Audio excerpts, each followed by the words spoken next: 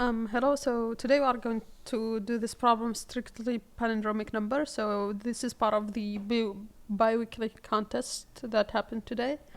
So the problem says we get an integer n, which we consider strictly palindromic if for every base b between 2 and n minus 2, the string representation of the integer in that base. So for example, if it's 2, then it would be the binary representation.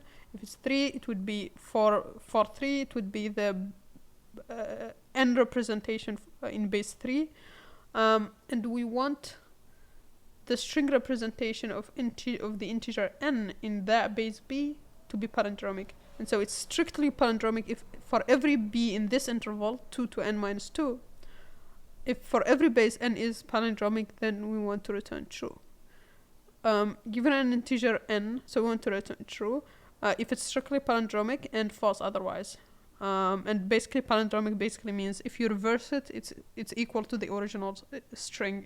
And basically the original string and the reversed string are equal, right? Let's say, okay, so how can we solve this? Well, definitely, like, the first thing that comes to mind, this is extremely unlikely to get us, it's extremely unlikely to get a strictly palindromic n, because it has to be palindromic for its representations in all bases between 2 and n minus 1. So just from the definition, it looks extremely unlikely. So yeah, you could definitely try to always return false, because it just seems unlikely to find a solution. So if you do that, surprisingly it will pass, but definitely this is like not a proper solution, of course. And so let's do a proper one. But yeah, so let's do a proper one. So what we want is for it to be palindromic in base b, right? And we want for all 2 to n minus 2. So let's do just brute force exactly what the problem asks us to do. So to do that, well, we need to go through all the bases. And so we need to go 2 to n minus 1, because it's the problem says 2 to n minus 2 inclusive of n minus 2. So we want this in Python to reach n minus 2. That's why we are doing n minus 1 here. And once we get the base, we can just convert to a string in the base. Convert n to the string in this base. And it's palindromic, so this would give us, for example, in base 2, it would give us maybe something like this. Sorry, in base 2. It will give us something like this. And so what we can do is just check if it's equal to its reverse. And if it's different than its reverse, that means we found a representation that is not palindromic. So immediately that means it's not strictly palindromic, because for it to be strictly palindromic, it needs to be palindromic for every base, right? So as soon as we find one that is not a palindrome, we can return false. And only if we do find one that is, if we don't find any of them that is not palindrome, so all of them are palindrome in all of the bases, we can return true, right? And now we need to define this convert, which converts basically an integer to its representation in that base. And so to do that, the easiest way to do this is just to keep dividing by b. And yeah, this is just to keep dividing by b, and then for the representation to keep adding in modulo b, and that will give you the representation in that base. It's the same way you do the binary representation, right?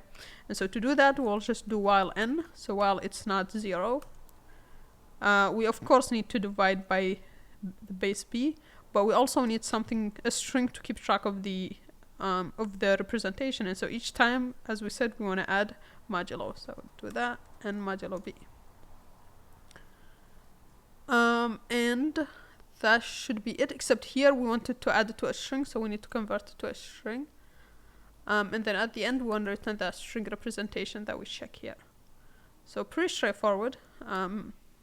Just to show you what that looks like, so let's just say print n representation in base b, just to show you what the base conversion would look like. So you can see for base 2 it's like this, for base 3 it's like this, because 3 to the power of 3, that's 9, right? So that's why we have this. Yeah, so both of these are not a palindrome, right? Sorry, not both of them. This one is a palindrome, but the base 3 is not, right? So that's why. So let's submit. Okay, so that passes test cases. Okay, so how can we do better than this? So one way we can do better is to avoid doing this reversal, which is O of n being the length of this n here. So we can avoid that by generating the number of the reversed string. So what I mean by that, if we have, this is n representation, for example, in base 2, then instead of doing this conversion, we'll generate the reverse. So generate the reverse, which means we will generate 1, 0, 1. So we'll generate the number m that is equal to this, which let's call it actually the reverse, because it's the reverse of n, right? And the representation of n is palindromic only if this reverse is equal to n, right? In terms of the number value in this base, so rev in base. So basically, if n is equal to this reverse, that means it's a palindrome, right? And so we can actually just generate reverse and just compare it with n. That way we do this one loops, right? One while loop here, and we don't do this reverse.